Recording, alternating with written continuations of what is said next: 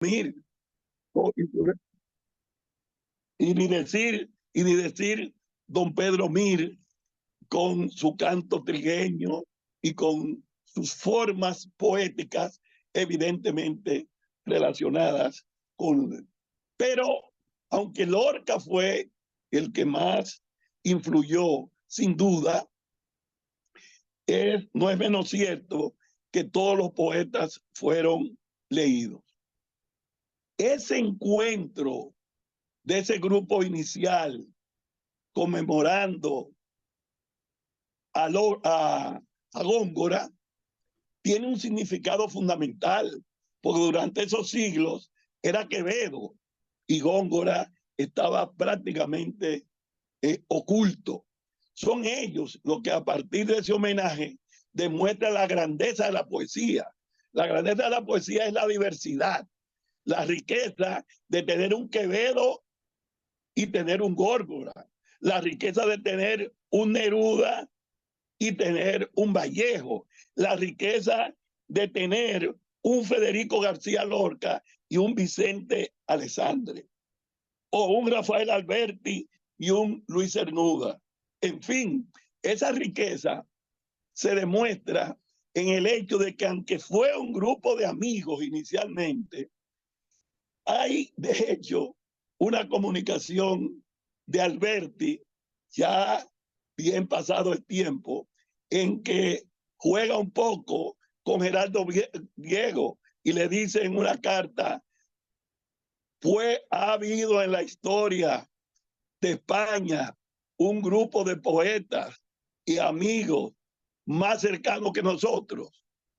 Y dice, y se ha demostrado que eso de la generación del 27 va en serio.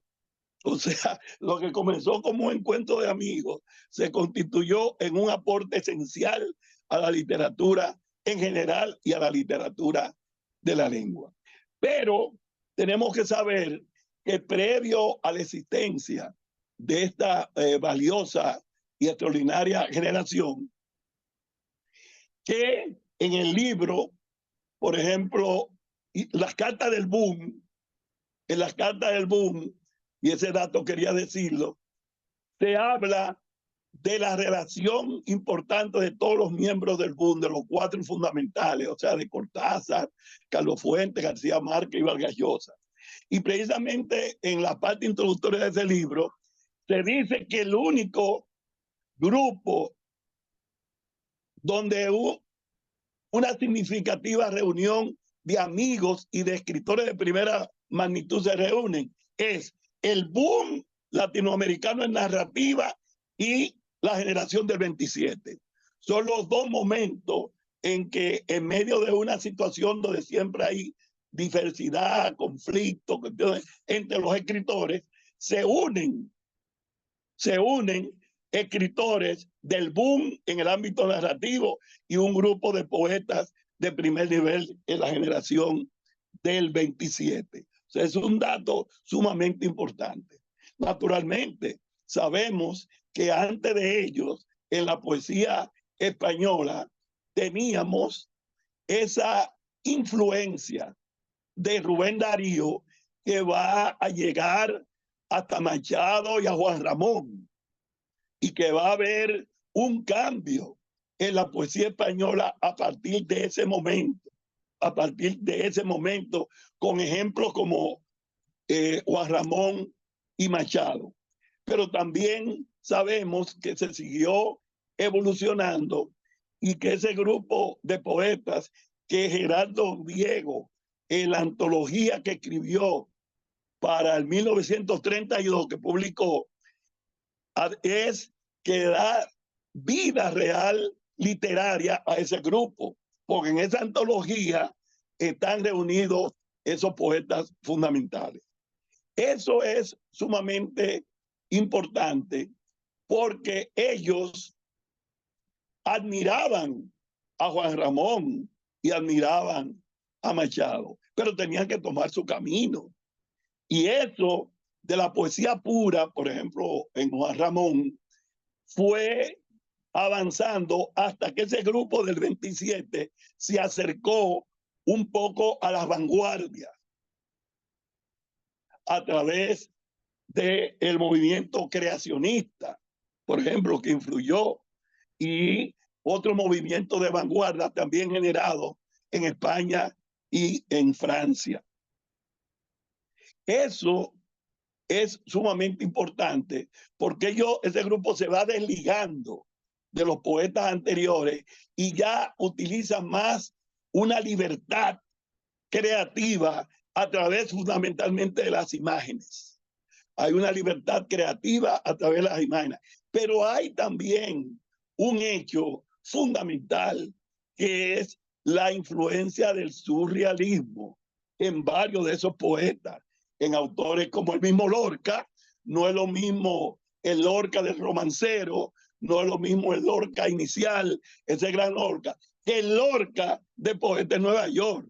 Ya el Lorca de poeta en Nueva York va a ser el Lorca influido por el surrealismo.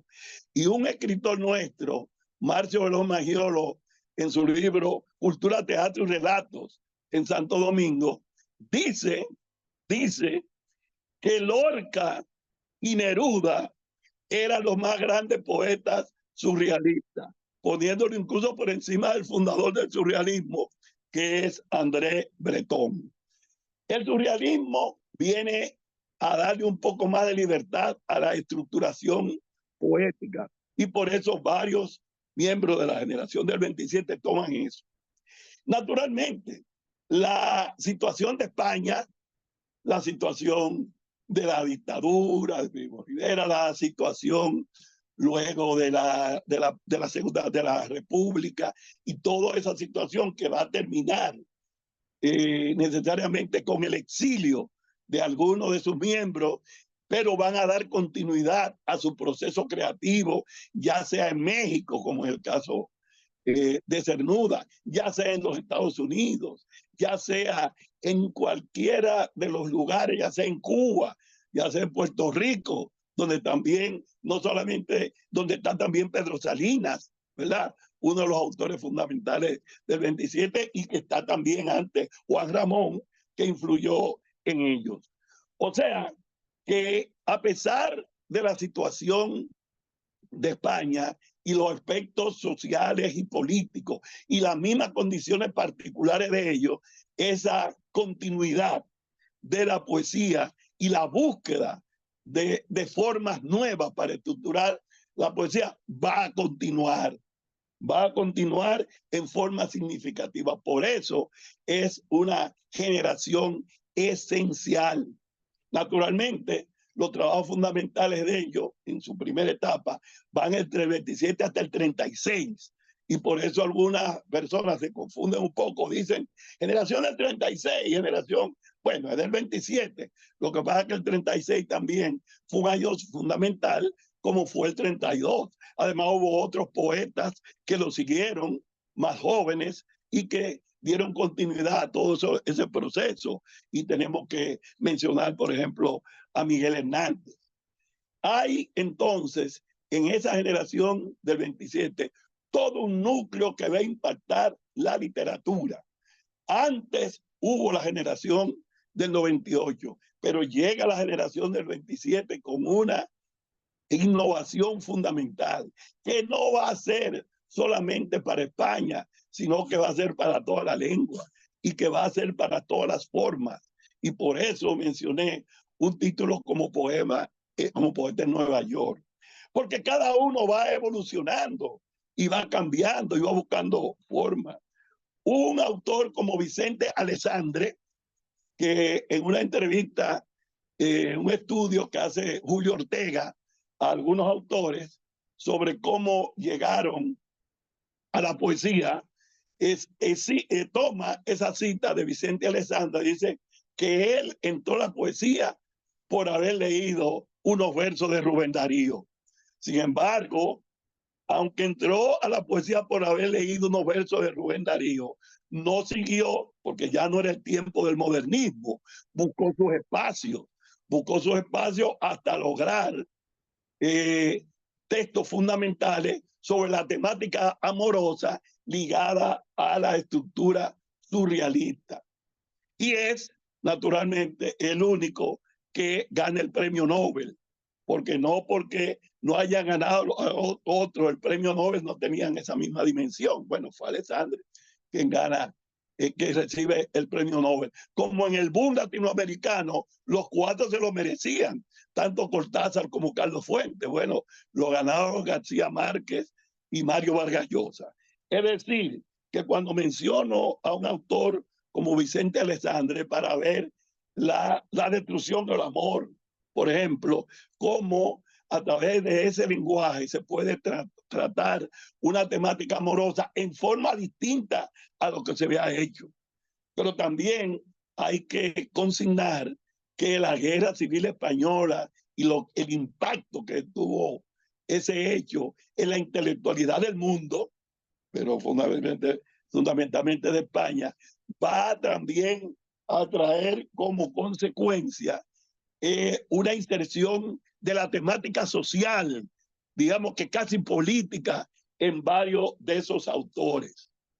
No solamente de ellos, sino de los que se solidarizan con ellos en América Latina, como es el caso de César Vallejo y Pablo Neruda, que van ya directamente a España, y Octavio Paz también, y Nicolás Guillén, al encuentro de intelectuales antifascistas para apoyar la República, y donde se producen algunos poemas esenciales de esa temática.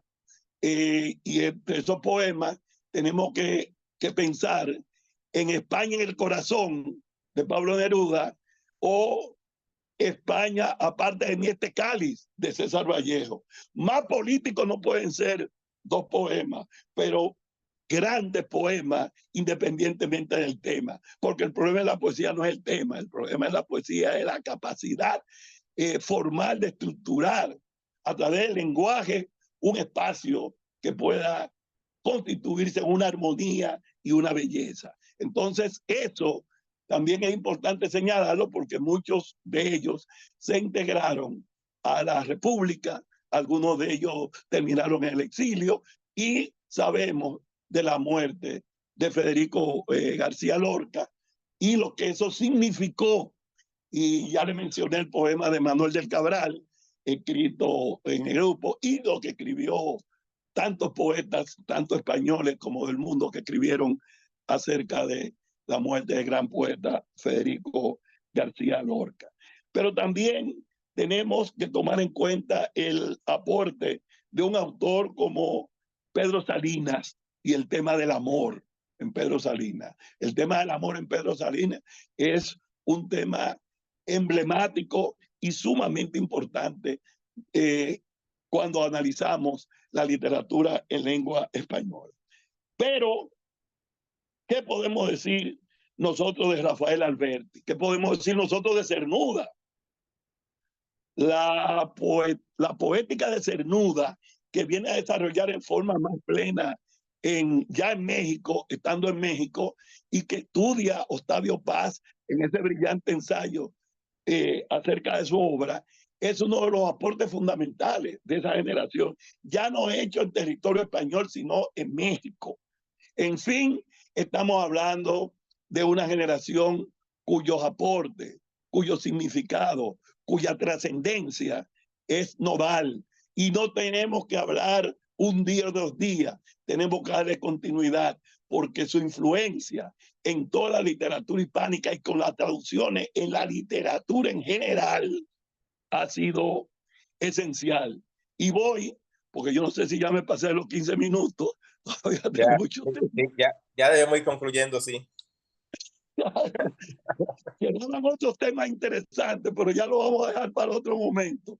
Y vamos a terminar entonces con una importante anécdota, precisamente del autor de Clima de Eternidad, y que he contado varias veces. Cuando se forma el grupo La Antorcha, Alexis Gómez, Enrique Eusebio, Rafael Abreu Mejía, Soledad Álvarez y yo, y otros grupos de la época, La Isla, El Puño y La Máscara. Bueno, el objetivo era estudiar, ser sistemático en el estudio, leer mucho para hacer nuestra obra. y visitamos a todos los poetas y le hago un homenaje público a Alexis Gómez, que fue quien nos guiaba. Él decía, si tenemos que seguir, y averiguaba la dirección de cada uno, y ahí fuimos, aquí vive Franklin Mieseburgo, aquí vive Pedro Mira, aquí vive, y lo fuimos visitando a todos. Pero la anécdota es la casa del autor de Clima de Eternidad. Nosotros vamos y le decimos que estamos estudiando mucho, éramos jóvenes, 18, 19, Soledad quizá 17, algunos 21, y vamos donde Franklin, le decimos nuestro plan de estudio. Él nos dice, bueno, pero yo no veo en ese plan de estudio a los poetas fundamentales de la generación del 27, nos dice Franklin. Y nosotros digo, pues díganos los nombres. Nos dio los nombres y nos dijo, estudienlo y vengan por aquí después, pero tienen que estudiar esos poetas. Nosotros nos dedicamos a buscar todo lo que se podía encontrar. No existía el internet, no existía Google, no existía nada. Teníamos que salir a buscar todo lo que nos prestaran y todo lo que nos dieran para nosotros leer eso y volver donde Franklin. Cuando lo leímos y volvemos y le decimos que ya lo hemos leído, él vivía en la calle Espaillat, para los que han venido a la República Dominicana, esquina Conde, y nosotros le decíamos la Casa de la Poesía. Y ahí vamos nosotros. Bueno, fuimos y le dijimos, poeta, ya leímos a los poetas. Y Enrique Eusebio le dice, a nombre del grupo, lo único que no estamos de acuerdo es que Jorge Guillén sea un gran poeta. Los otros sí. Y dice Franklin Mieseburger, se ríe un poco como él hacía, se recuesta de su mecedora. Nos dice, mira, vayan allá a la esquina, cojan un micrófono y digan todos a coro, Jorge Guillén no es un gran poeta, Jorge Guillén no es un gran poeta. ¿Y sabe lo que va a pasar? Que va a seguir siendo un gran poeta. Vuelvan a leerlo porque ustedes quizás les gustó más la musicalidad de lo que leyeron de Lorca, pero tienen que leer a Jorge Guillén y tienen que acostumbrarse a leer por disciplina, no por gusto. Y en este momento, a nombre del recuerdo de ellos y a nombre mío y Soledad, que sobrevivimos, quiero rendir homenaje a la grandeza de la generación del 27 que Franklin nos dijo que leyéramos y a la grandeza de Jorge Guillén y todos los demás como grandes poetas de la lengua. Muchas gracias. Muchísimas gracias, Mateo. Un gran aplauso, excelente ponencia. No podía ser menos de ahí. Muchas gracias. Les reiteramos, Mateo solo se pasó con 3 minutos en realidad, porque a los exponentes, bueno, con 5, porque a los exponentes le estamos dando de 15 a 20 minutos. Esto a modo de información para todos los participantes en el panel, ¿verdad? Los expositores, su disertación será de entre 15 y 20 minutos y luego los participantes tendrán la oportunidad de hacer cualquier acotación, comentario, pregunta, lo que deseen. Tendrán para ello de entre 2 a 4 minutos. 2 a 4 minutos las participaciones generales del público en sus diferentes intervenciones y luego los expositores, si desean responder o si en los casos que se trata de una pregunta o si desean enmendar el comentario, pues tendrán de 4 a 5 minutos para hacerlo.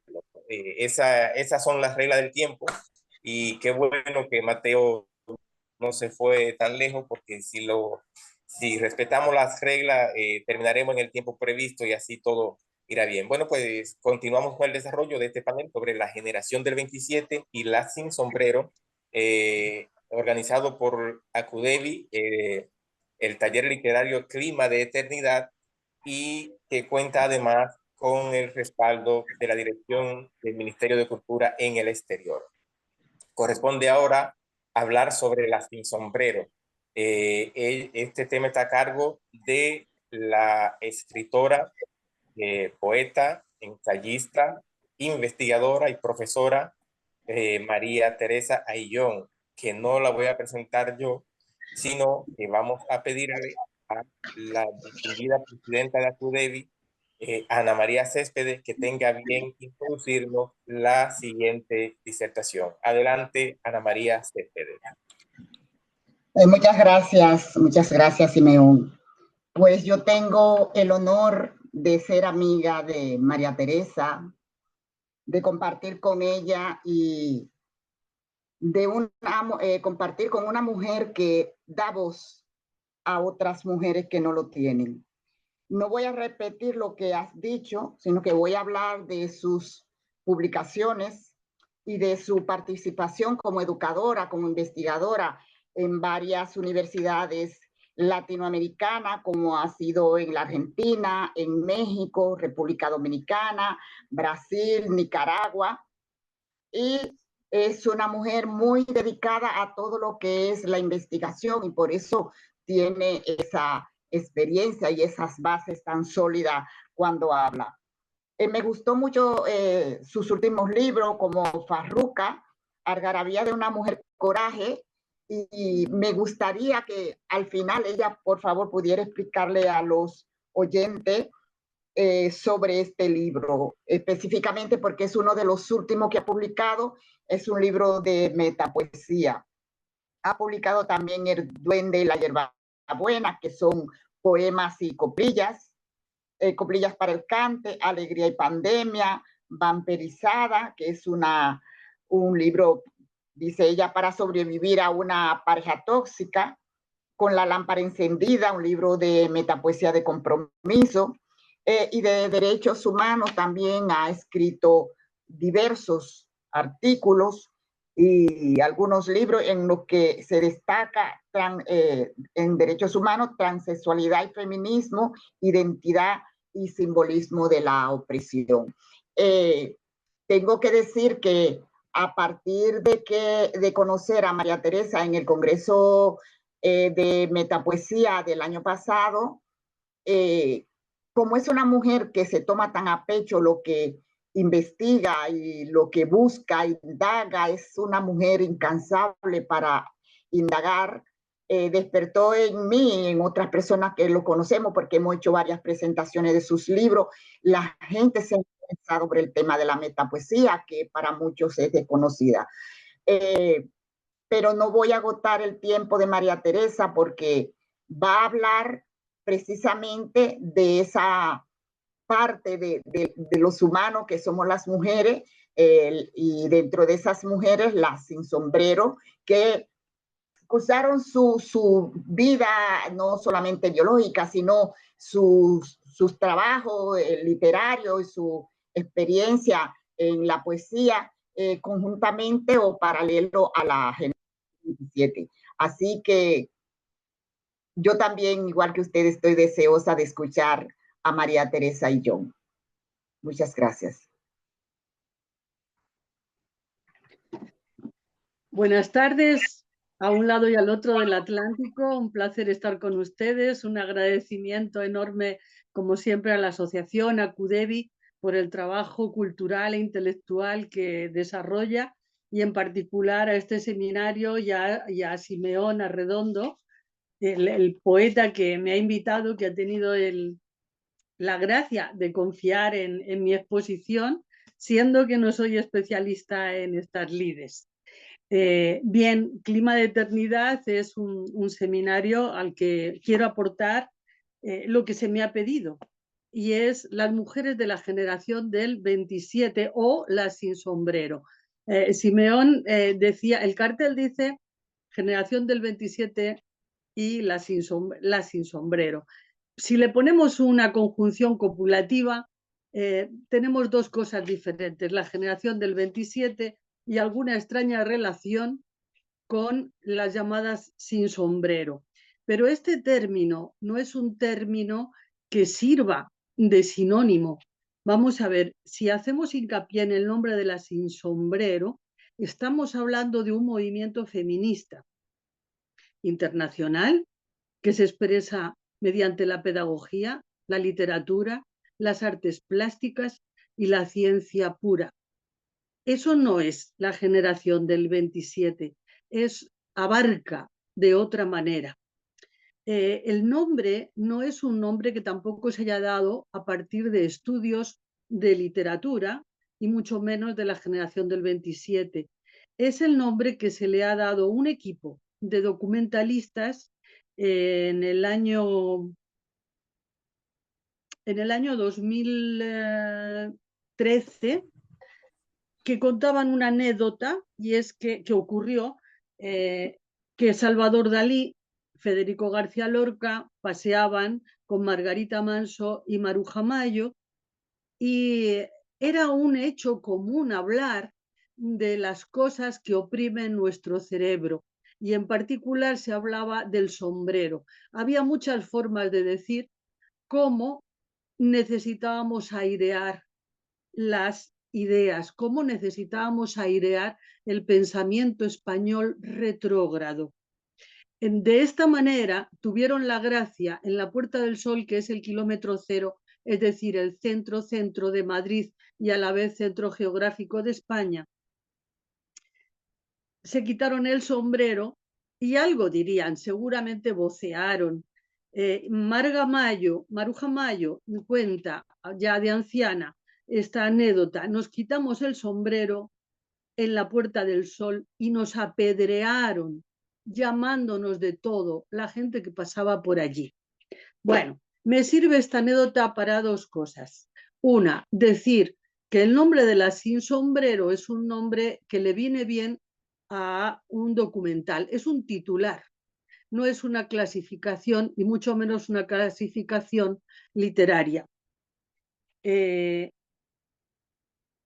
Si con el nombre nos remitimos a los protagonistas de esa acción, tenemos solo 5 personas y el vínculo se desdibuja o se vuelven ellos y ellas representantes de un momento literario de la generación del 27, porque sí hay un criterio dentro de lo que entendemos por generación del 27 de airear las ideas. Es una generación que se va a expresar rompiendo con lo que queda de escolástica de la literatura. Bueno, entonces, si es así, no están todos los que son, ni son todos los que están en esta manifestación, en este hecho concreto, porque tenemos pintoras y tenemos pintor y tenemos un poeta, dramaturgo, novelista, que es Federico García Lorca, que no solo era poeta. Bueno, pero entonces, ¿qué y quiénes son la generación del 27? Acabamos de ver al profesor Morrison, al que agradezco enormemente porque aprendo mucho y es toda una personalidad en estos 50 años de mantener ese seminario de César Vallejo, que aspiro alguna vez a poder conocer. ¿Quiénes son la generación del 27? Jorge Guillén sí, Jorge Guillén no. León Felipe pocas veces se le menciona, me parece fundamental para ello. Bueno, este no es un tema que me toque a mí, pero sí tenemos, por un lado, la indefinición del significado literario de la generación del 27. Por otro, el hecho indudable de que fueron una generación explosiva, pero yo quiero decir que tiene que ver con el momento contextual en el que nació, cosa que, por cierto, la generación del 27 tiene como exigencia no olvidar el contexto. Y ahí necesito hacerles algún comentario sobre el krausismo, que está en el fondo y base de esta generación del 27, de este movimiento renovador de la literatura y renovador de la cultura, renovador de las mentalidades, es decir, para quitarse el sombrero. Si dijéramos que la generación del 27 es modernista, no estaríamos mintiendo, porque de ahí arrancan, casi todos tienen su etapa modernista. Si dijéramos que son vanguardistas, claro, por supuesto, están varias de las vanguardias representadas y a veces en el mismo poeta. Si decimos que son revolucionarios o utópicos por una sociedad no autoritaria, estamos también diciendo una buena definición. O si decimos, en cuarto lugar, que son la corte de las figuras malditas, porque resultan asesinadas estas figuras, exiliadas o exiliadas dentro del propio país en una represión y vigilancia extrema. entonces tendríamos otra clasificación que coincidiría con etapas de la propia manifestación literaria y artística de la generación del 27. Volvemos a decir que habría que revisar si nos sirve la clasificación. Por otro lado, cuando hablamos de generación del 27, como acabamos de ver que hace también nuestro profesor Mateo Morrison, solo salen nombres masculinos o a veces aparece un nombre femenino. Pero yo les voy a nombrar a otras mujeres que comparten ideales y tendencias.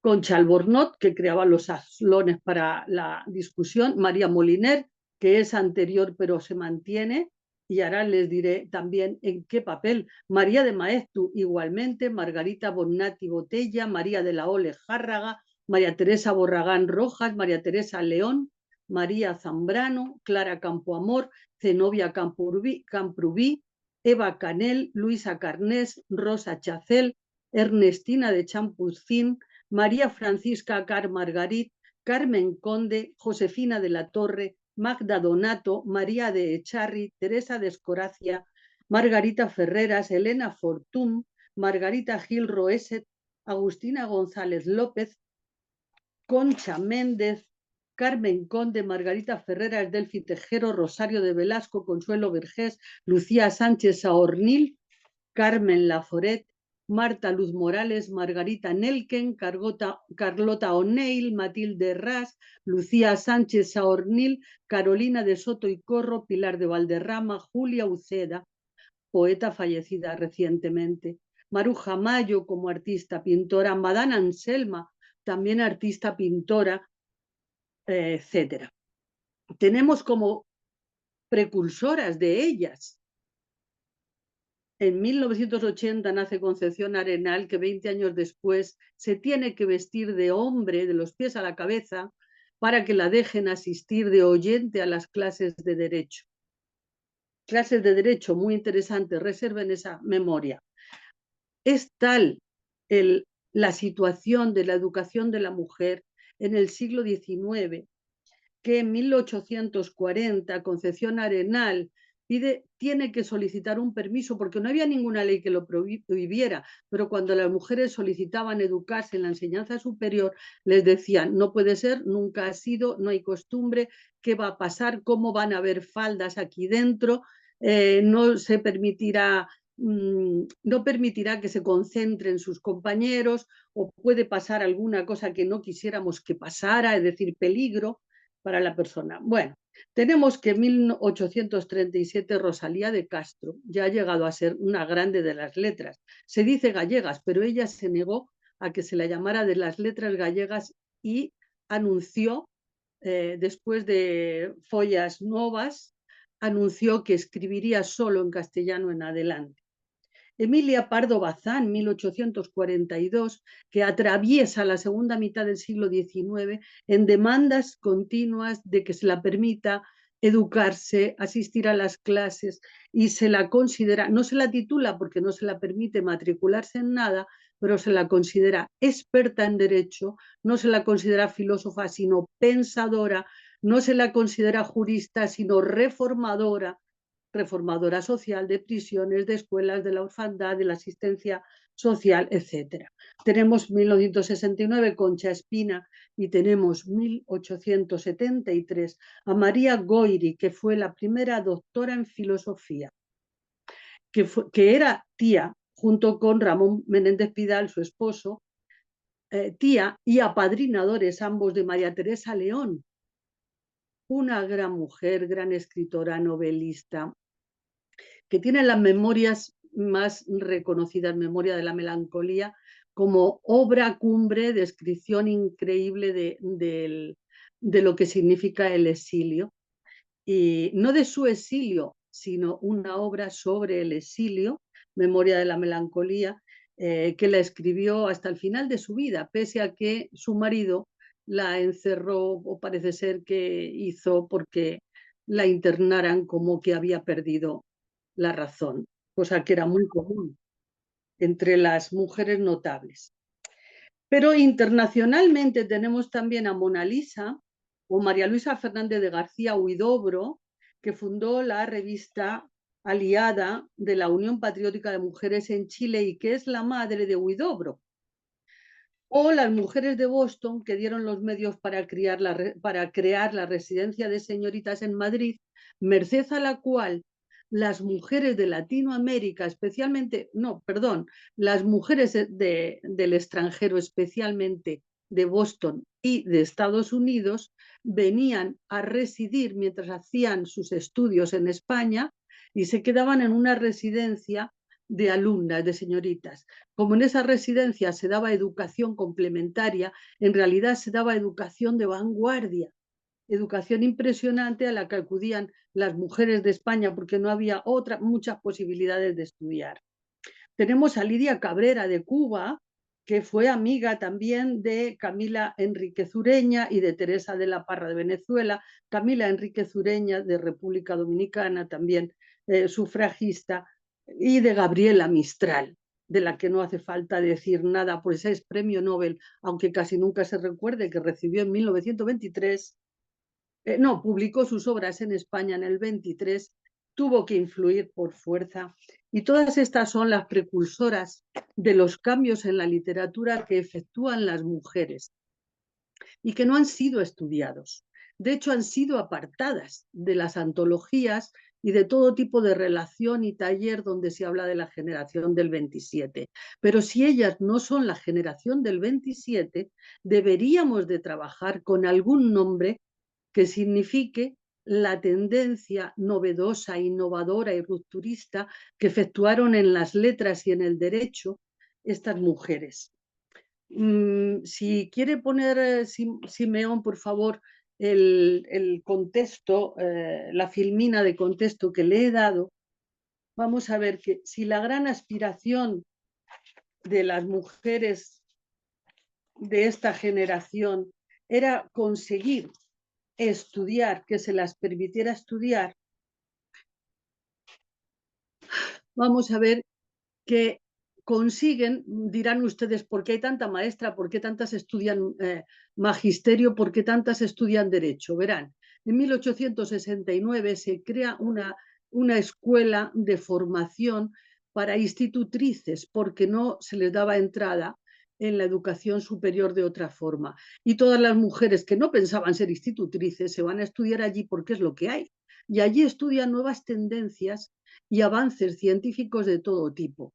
De ahí sale también en 1870, es decir, un año después, se crea la Asociación para la Enseñanza de la Mujer, para ser más específico. ¿Y qué creen que les enseñan aquí? ¿A bailar y a bordar? Pues no. Vuelve a ser otra vez tendencias modernistas y cultura general avanzada. En 1876 se crea la Institución Libre de Enseñanza de Giner de los Ríos, que es krausista. Es decir, el krausismo es una corriente que aparece en Alemania y que tiene su versión española que se aplica en la Institución Libre de Enseñanza y que dice, habla de que la enseñanza no debe educar, es decir, conducir. La enseñanza debe hacer que la gente aprenda, tenga un proceso de amor al aprendizaje que dure toda su vida. Y para hacerlo tiene que ser la experimentación el método, nunca la memorización, y por tanto se oponen a los exámenes. Claro, con estos criterios no se permite que haya ninguna institución pública que adopte el krausismo. Pero entonces se crea con unos fondos privados una fundación que es la ILE, Institución Libre de Enseñanza, archifamosa y, como todo el mundo sabe, el nido donde se gesta la generación del 27. Ojo, hombres, porque es una institución muy krausista, pero no tanto como para tomar el principio krausista de la educación para todo ser humano, hombres y mujeres. Claro que los krausistas, al menos los que antes no estoy muy segura aquí en España, porque el krausismo se adopta en el Liceo, un club femenino, y en la residencia de señoritas, y en el Instituto Femenino de Enseñanza. pero no en la institución libre de enseñanza, que se crea además una residencia de estudiantes, pero son estudiantes universitarios masculinos, no femeninos.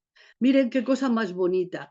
En 1910 hay un decreto de igualdad en la enseñanza superior y, sin embargo, la institución libre de enseñanza no hace hueco. Así que las fotos siguen siendo solo de hombres.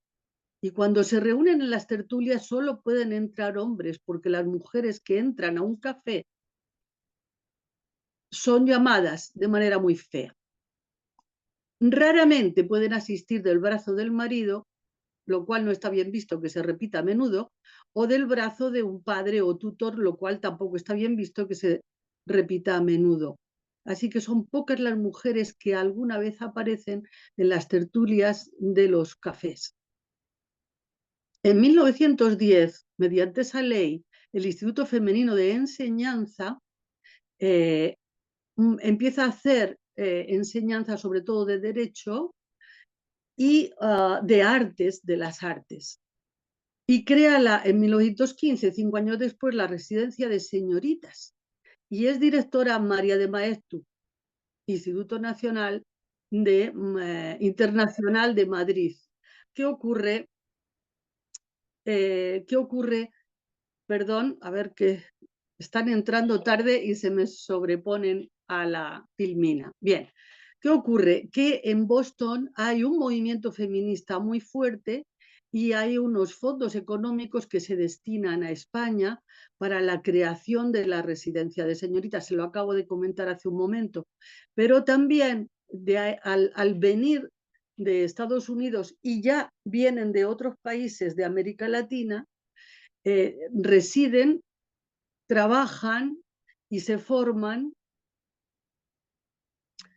y tienen de presidente y crean una asociación universitaria femenina que se federa con una asociación universitaria internacional femenina.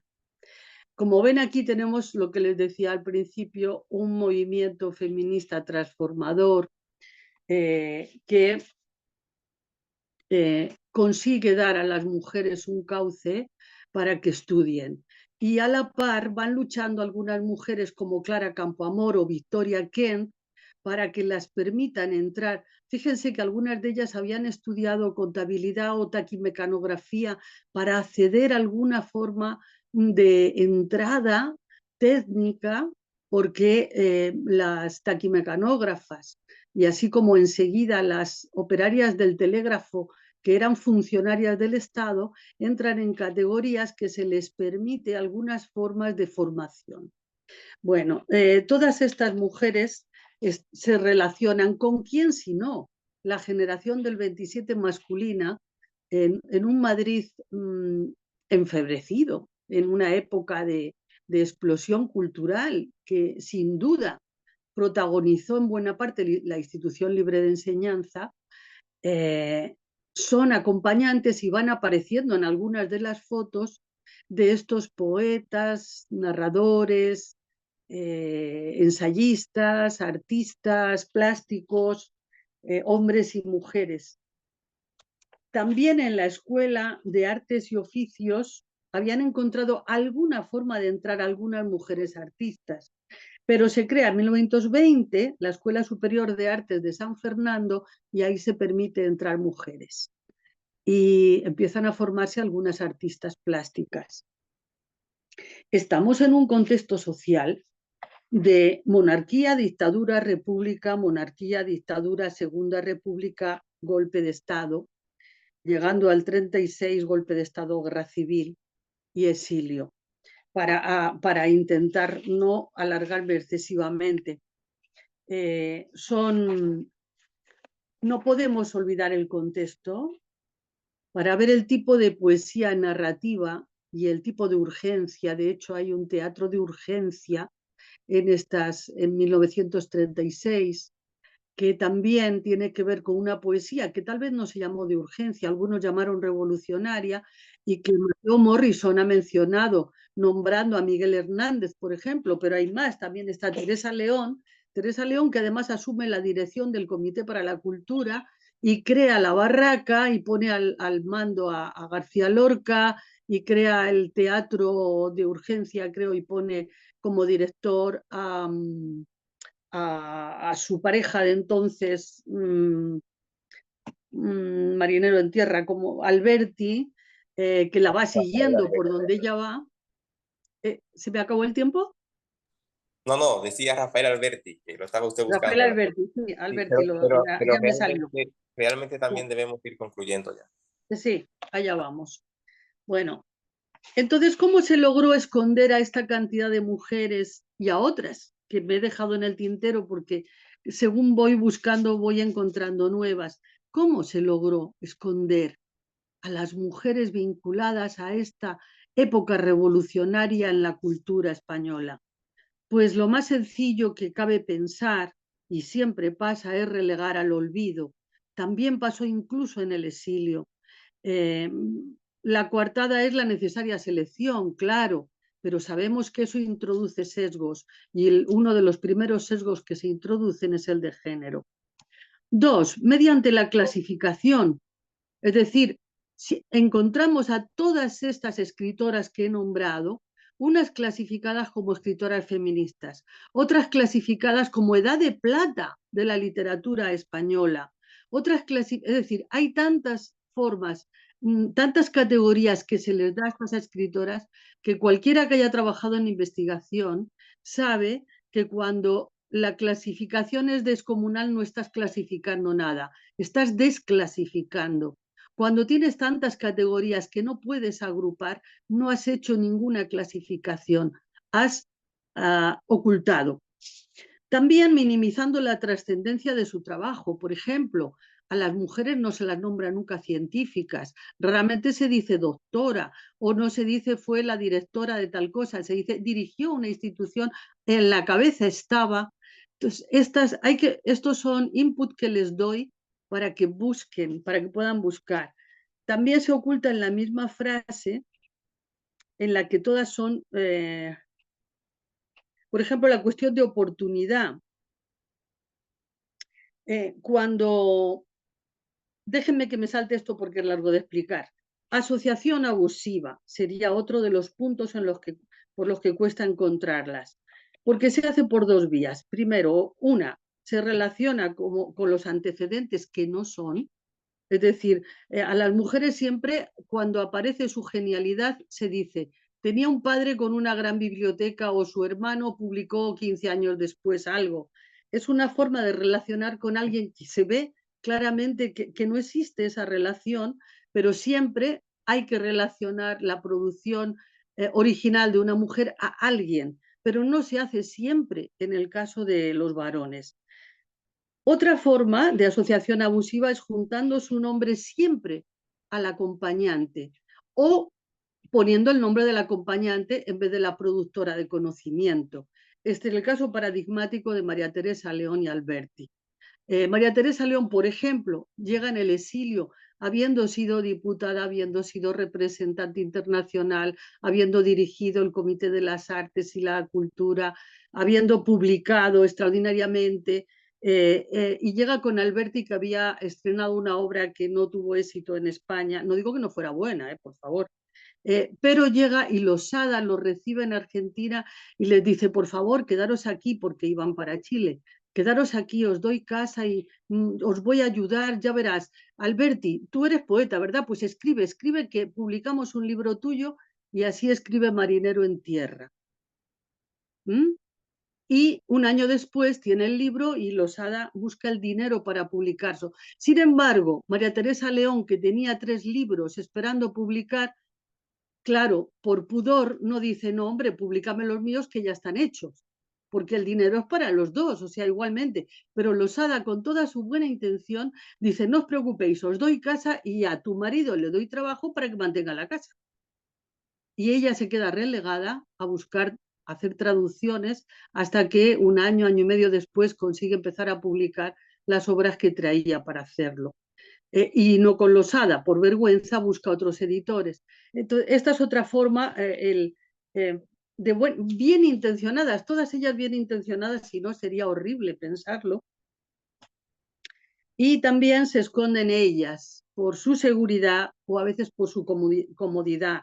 Es el caso paradigmático de Fernán Caballero, más antiguamente, que es una mujer gaditana que es la mejor flamencóloga que ha existido, o Gregorio Martínez Sierra, que es el seudónimo que adopta María de la Ole Járraga, quien escribía obras de teatro, cuentos, novelas, etcétera, pero los ponía a nombre del marido, aunque ella sí tuvo en cuenta llegar a notario y que registrara que sus obras eran escritas por ambos dos.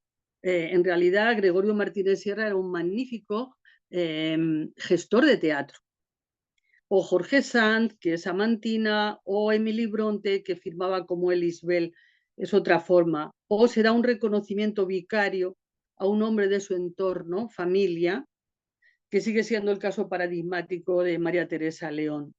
También las casadas o emparejadas suelen vincular sus méritos al nombre del matrimonio para cuidar de la armonía en su pareja, para amainar los celos de la pareja.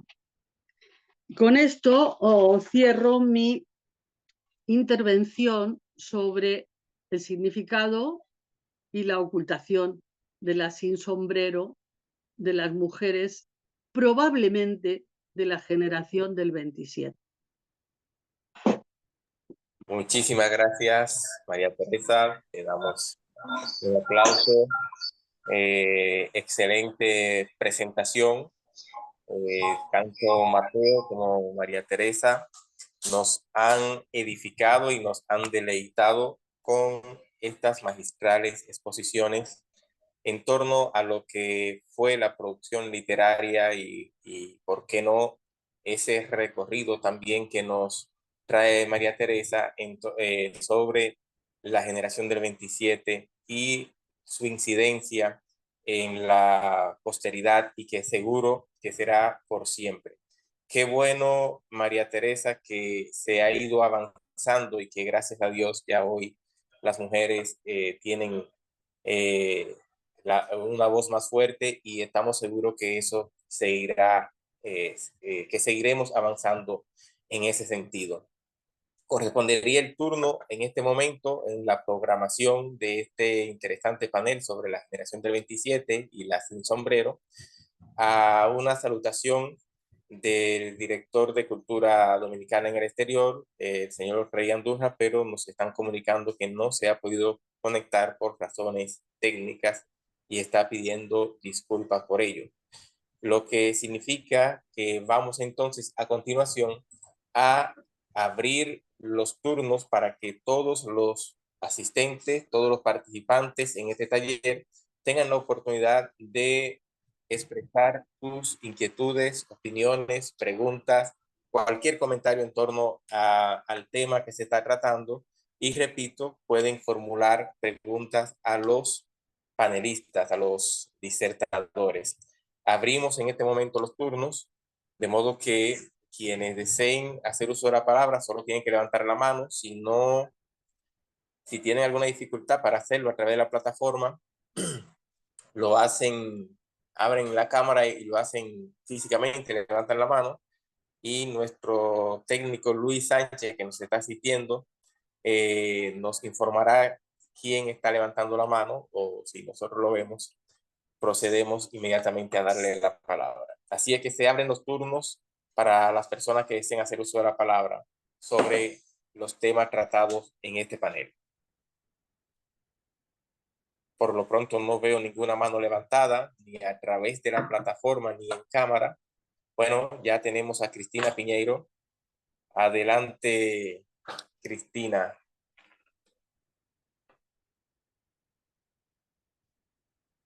¿Puede abrir los micrófonos? A ver.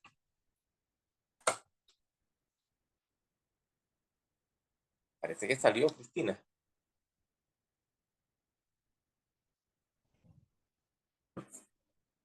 Parece que salió de la reunión. O la saqué yo por abrirle. No, ella no ha salido, ella está dentro. Sí, ahí está Cristina. Cristina, ¿puede abrir su micrófono? Cristina Piñeiro, por favor. Got it. Ya. Ok, bien. Yo tengo dos preguntas, una para cada uno de los participantes. Una pregunta para María Ayllón.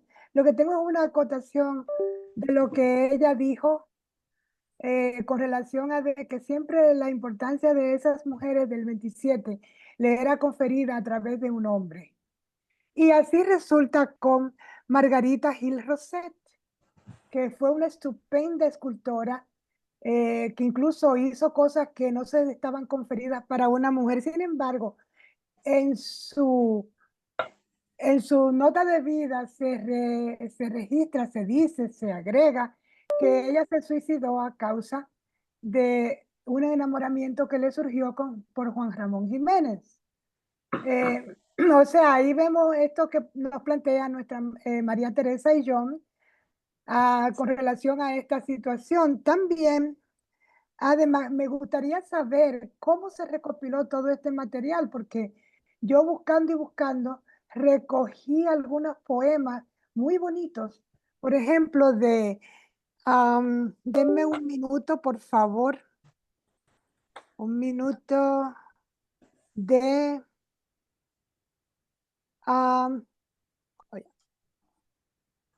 un minuto de Ernestina de Champussin, un poema muy bonito.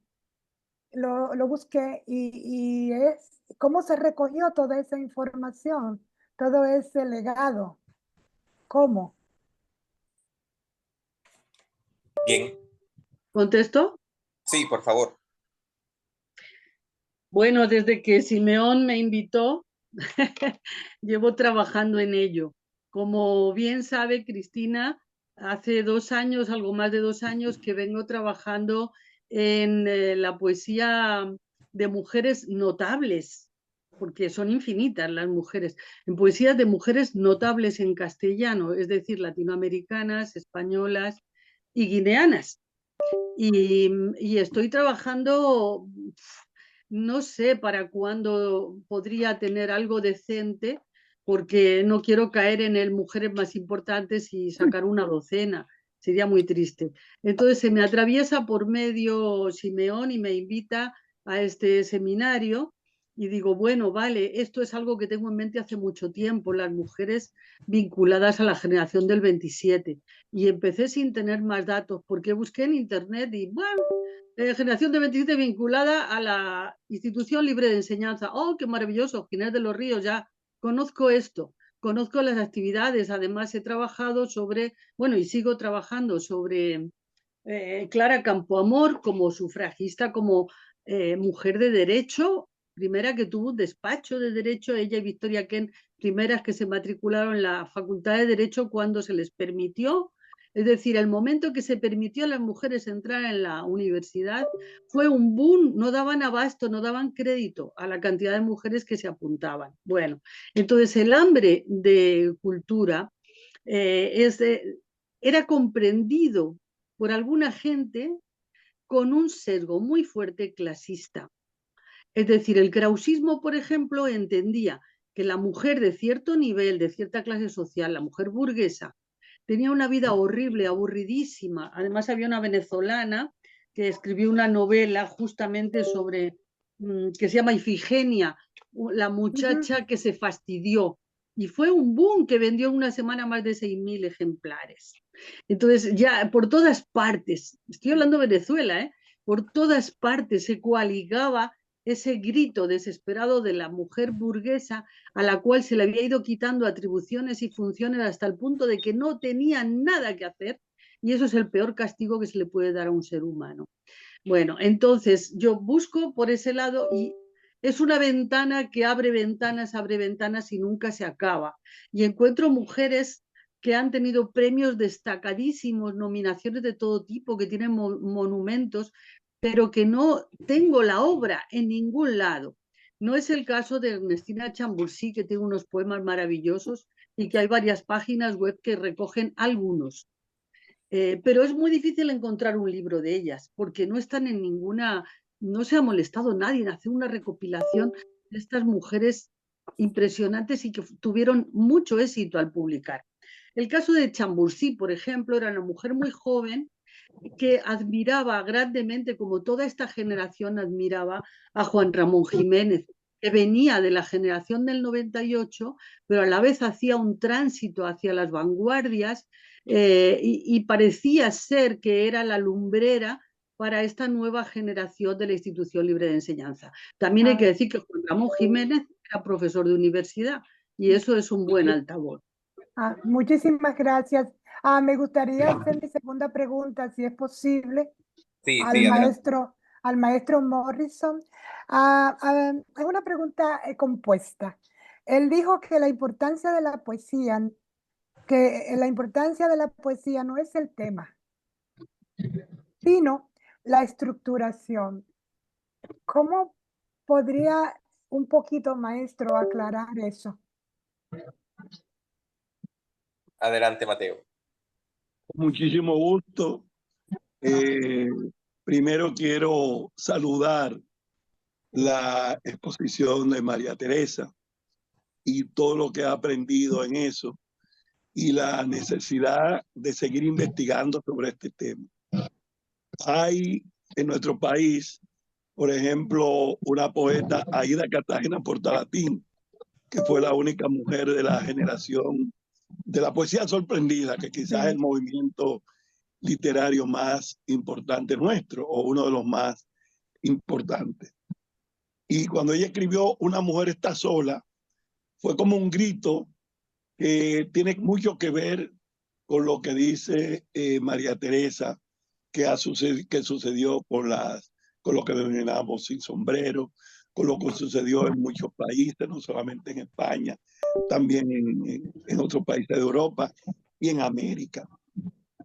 Y Aída Cartagena insiste en ser una poeta de la poesía sorprendida.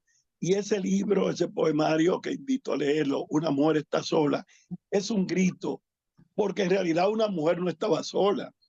Ángela Hernández, en su investigación, la destacada escritora nuestra, Ángela Hernández, en su investigación sobre poesía dominicana social y poesía amorosa, encuentra una serie de escritoras que no estaban en ninguna antología. Ella la encontró porque la buscó y porque demostró que tenían valor, que tenían mérito y que estaban escondidas o como esposas de algún escritor o como hermana de algún escritor. Es más, llegó un momento en que hubo que crear lo que se llamó la universidad femenina, que era una forma de poder decir que las mujeres podían tener nivel universitario, porque eso está en la historia de nuestro país. Y no ha sido Ángela Hernández solo la que ha investigado, aunque ha hecho mucho. También Ilonka Nacidí Perdomo ha descubierto por la investigación, sobre todo en ese movimiento de las sufragistas dominicanas, aportes fundamentales de una escritora llamada Abigail Mejía, que precisamente estudió en España, que tuvo contacto y que hizo una novela que se llama Sueña Pilarín. Pero por lo uso de ese esfuerzo de las mujeres dominicanas encabezadas por Ilonka, ella ha sido incluida en el Panteón Nacional, o sea, porque fue la primera que luchó por los derechos de la mujer, por lo menos en el voto. Y también es importante lo que se señala a partir del movimiento caucista y cómo la presencia del puertorriqueño Eugenia María de Hostos en España va a influir en el problema de la educación y cómo a su vez él va a influir en la educación dominicana, en la educación en Chile, en la educación en varios países, sobre el problema de la memorización y la necesidad de la investigación, del estudio, de la reflexión y de la participación de las mujeres. Por eso resulta un motivo que nos debe obligar a investigar cómo existió Salomé Ureña de Enríquez en el siglo XIX como poeta nacional por suscripción popular en un país no machista en ese tiempo todavía, pero en ese tiempo, imagínense. Y Salomé es capaz de influir en la poesía y en la educación dominicana. Naturalmente, siempre tomando en cuenta de que era Salomé Ureña y le agregan el apellido de Enríquez, que era su marido, o que era cuñada de Federico Enríquez y Carvajal, quien es que recibe en el país diversos honores y recibe a los grandes escritores. Entonces, en realidad, ese tema tratado me obliga a mí no solamente a reflexionar y a sentirme muy bien con haber escuchado eso, sino a seguir investigando y seguir buscando en esa realidad que es también dominicana del ocultamiento, de la discriminación, de la exclusión de mujeres en toda la historia de la literatura dominicana. Y no solo en poesía, aunque hablé bastante de poesía. No, cuando veía de poesía sabía que Alberti también era un gran pintor y sabía también que muchos de esos autores y esas autoras no eran solamente poetas, eran muchas veces dramaturgos, eran muchas veces de las artes plásticas, muchas veces de la música. O sea que todo ese proceso de la generación del 27 tuvo que ver correctamente, como dijo María Teresa, con la cultura. Llegó lejos, porque no se limitó, aunque yo hablé de poesía, a la poesía, habló de la cultura, se limitó a la vida, a lo que significó los movimientos existentes en el plano político en España, lo que significó el exilio, lo que significó sus aportes a todo, incluyendo nuestro país, porque son parte.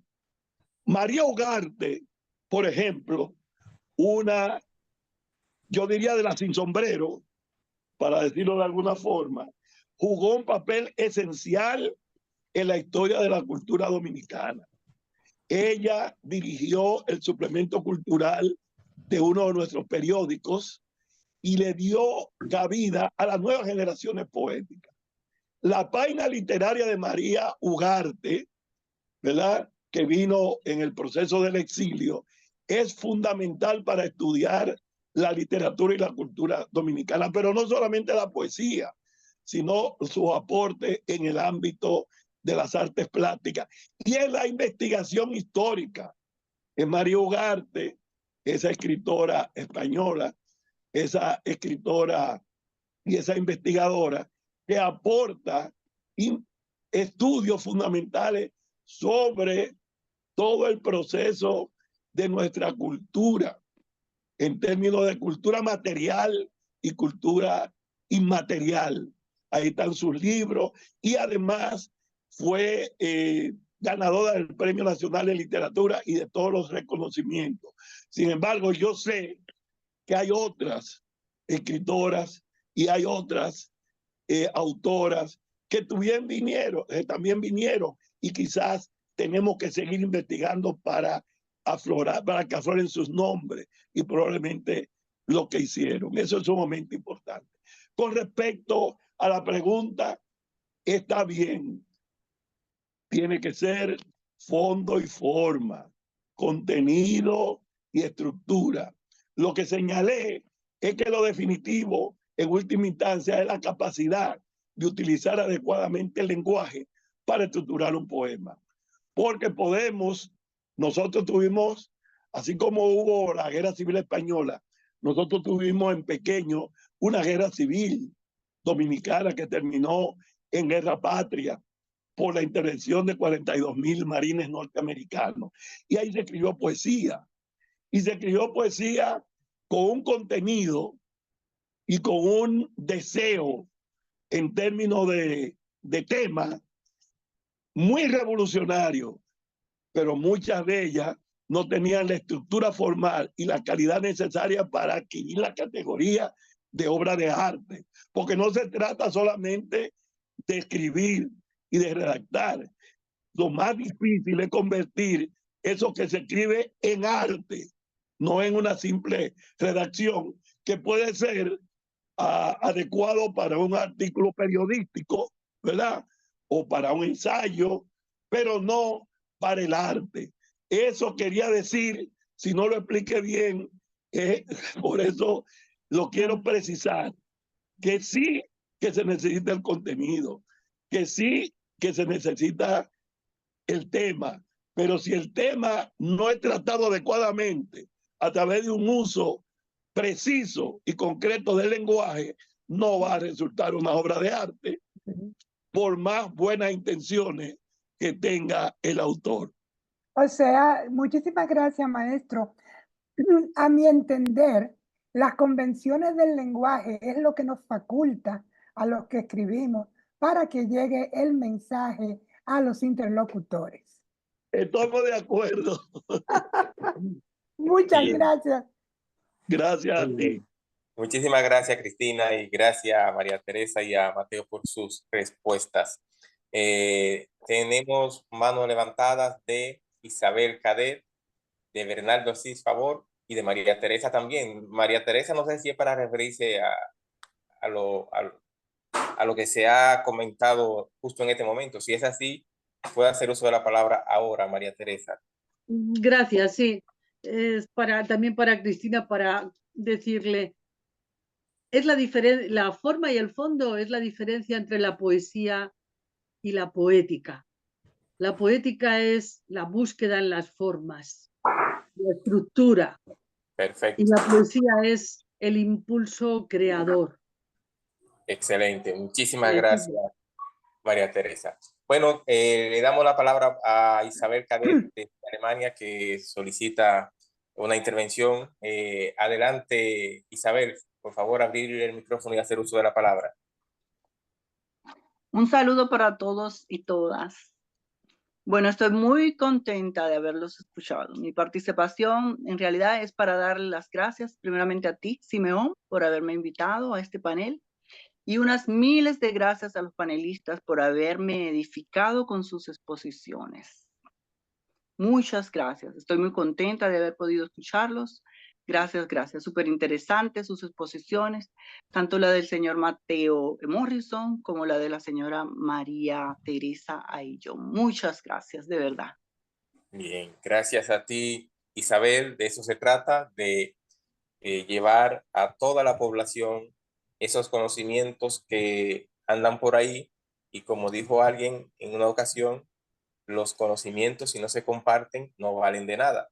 Entonces, eso es lo que están haciendo en el día de hoy estos distinguidos escritores, poetas, Mateo y María Teresa, que han tenido la gentileza de aceptar nuestra invitación para compartir con nuestros invitados estos conocimientos. Gracias de nuevo, Isabel. Bueno, ahora Bernardo Cid Favor, poeta, miembro de Acudevi.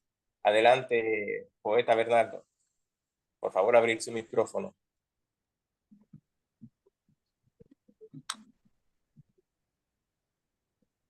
Adelante, poeta Bernardo Silva Bor, con su intervención. Tiene el micrófono abierto, pero no le escuchamos.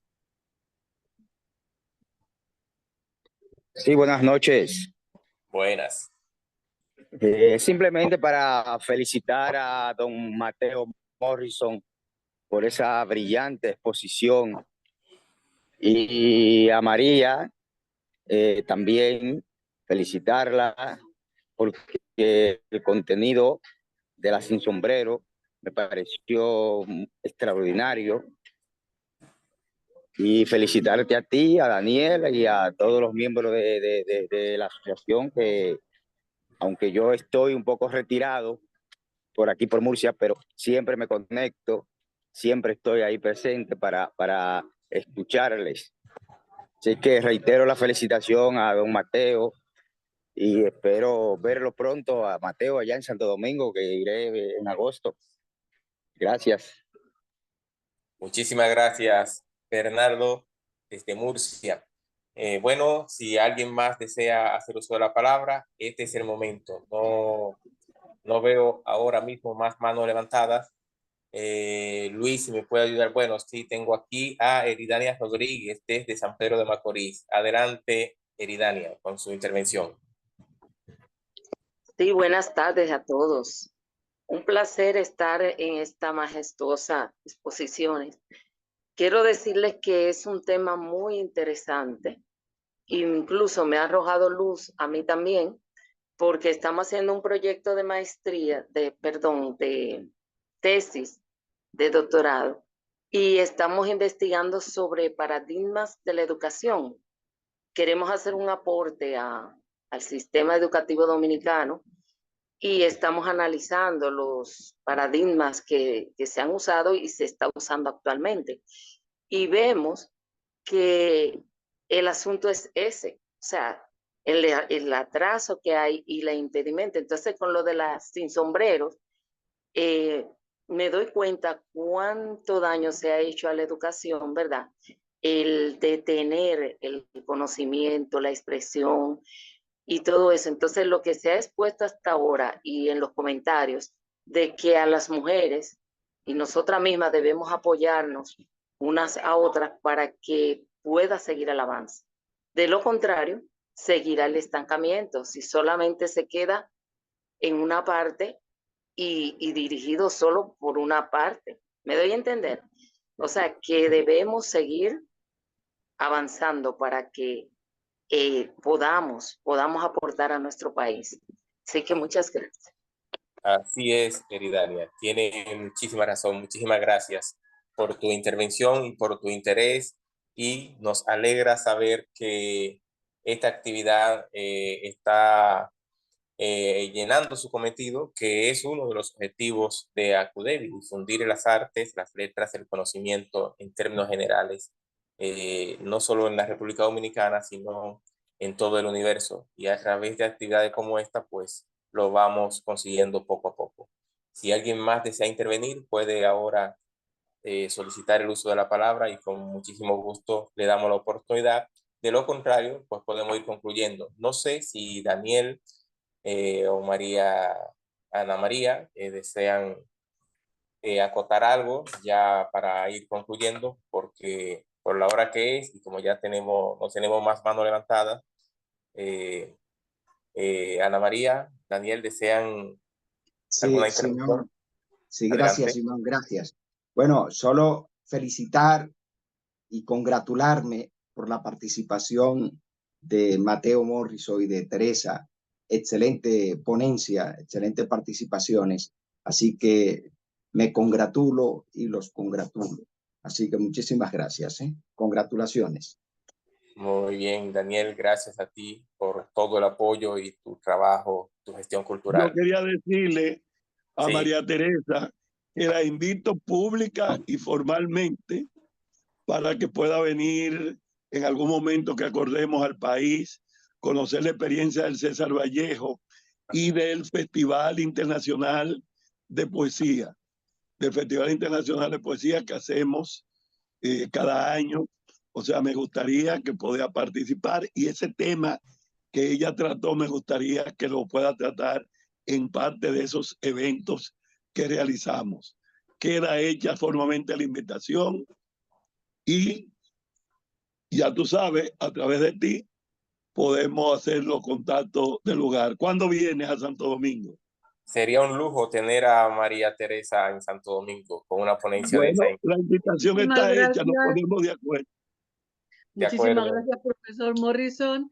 Y cuente conmigo, estoy en la mejor disponibilidad de hacerlo, incluso mejor disponibilidad de tiempo también recientemente.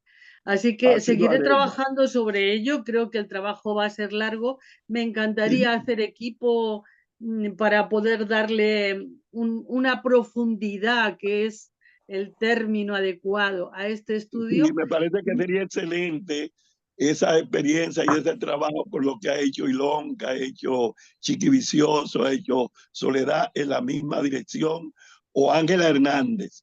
Entonces, a través de Simeón, haremos los contactos del lugar para nosotros hacerle la invitación formal. Claro que sí. Muchas gracias. Muy bien. Encantada. Es un Y placer. Quiero debemos terminar, aprovechar. bueno, Perdón.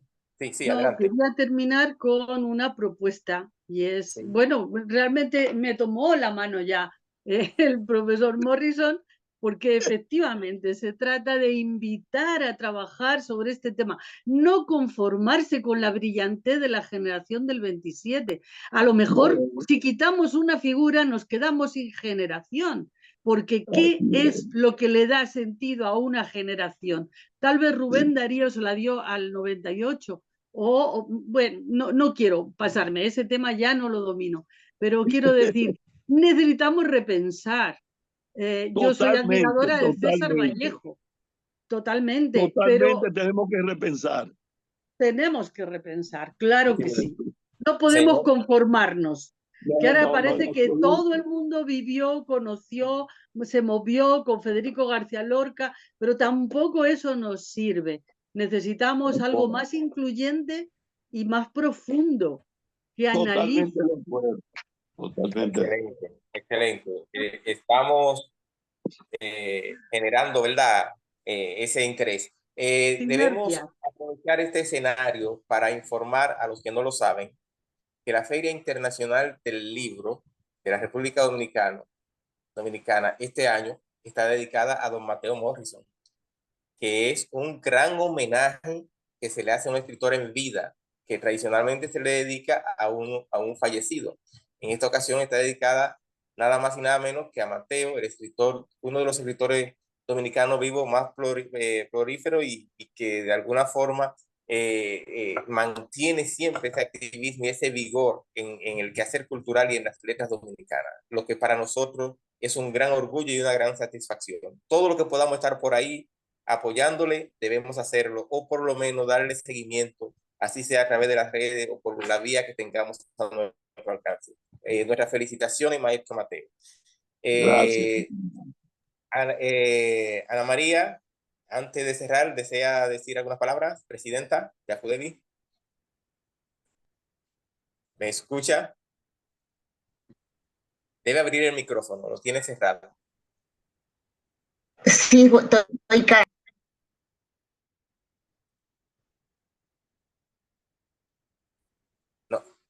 No le estamos escuchando. Ana María, no le escuchamos. Su micrófono está cerrado. Ahora. Lo abrí. Bueno, que no, lo abrí, se cerró otra vez. Quiero agradecer a Mateo, que es parte de ACUDEVI también. Nuestro agradecimiento infinito por estar ahí. A María Teresa y sobre todo, se trata de poner en contacto a las personas que tienen ese comunes y esa relación que nace hoy a mucho tiempo y que sea fructífera. A todos los participantes, muchas gracias. Más gracias por estar en nombre de ACUDEVI. Muchísimas gracias, presidenta. Bueno, pues en mi condición de director del taller literario Clima de Eternidad, que pertenece a ACUDEVI, me corresponde dar la gracia a todos los miembros de la directiva de ACUDEVI, muy especialmente a Ana María y a Daniel Tejada, que han sido gran soporte para este evento y otros que hemos realizado, y de manera muy, pero muy especial a nuestros panelistas invitados de hoy, Mateo Morrison y María Teresa Ión, y las gracias a los demás miembros de ACUDEVI, por supuesto, y a todos los participantes. Informarles, a modo de recordatorio, que el taller literario Clima de Eternidad tiene un amplio programa de eventos similares a este a desarrollar durante estos 2 años. Ya el año pasado realizamos un interesantísimo panel sobre la poesía dominicana en su recorrido desde el postumismo hasta la posguerra, en el que participaron José Rafael La Antigua y Alejandro Arbelo.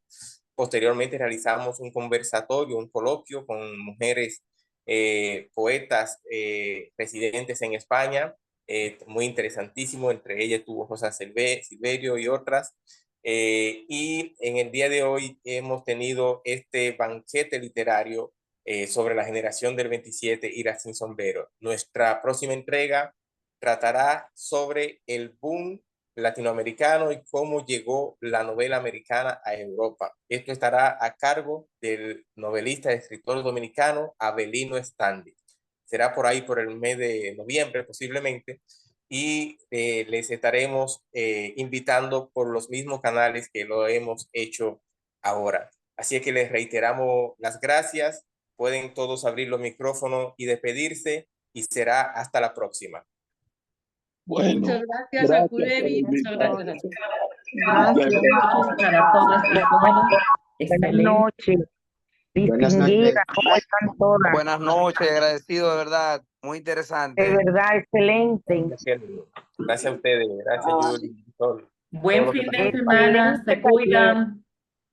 Gracias, Simeón. Y felicidades, Simeón, por la conducción. Muchísimas gracias. Un abrazo para todos. Simeón, muchísimas gracias por la invitación. Gracias a ti, Marisol, por siempre. Igualmente, Simeón. Siempre estar presente. Gracias. Un honor y un orgullo de escuchar toda esa propuesta, porque esto es un crecimiento para todo y para nuestro país.